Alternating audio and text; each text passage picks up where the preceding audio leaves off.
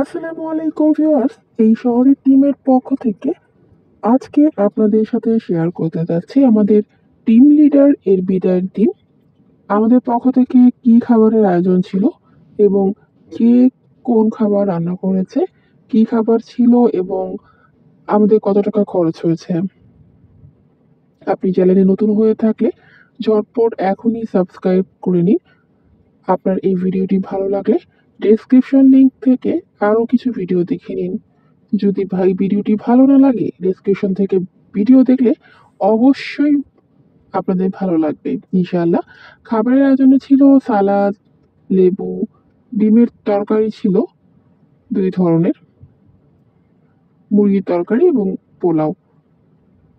এর মধ্যে সবচেয়ে মজাদার ছিল, আমার কাছে মজা লেগেছে মুরগির তরকারি।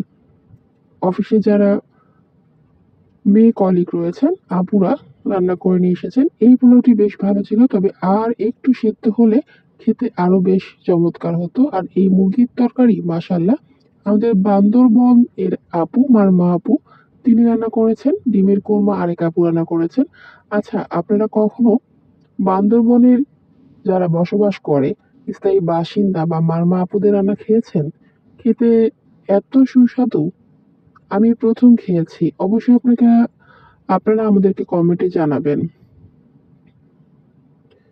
এ পর্যন্ত ভালো থাকুন। আর আমাদের জনপ্রতি খরচ হয়েছে প্রায় 220 টাকা। টিম লিডারকে গিফট হিসেবে দেওয়া হয়েছে প্রায় 14 জনের মতো ওয়ালেট, প্রায় 14, অবশ্যই ব্র্যান্ডেড।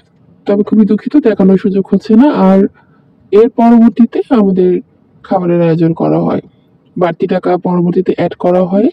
তো এক্ষেত্রে সর্বমোট খরচ হয়েছে জনপ্রতি 220 টাকা। তো আজকে এই পর্যন্তই, ভালো থাকুন, আল্লাহ হাফেজ।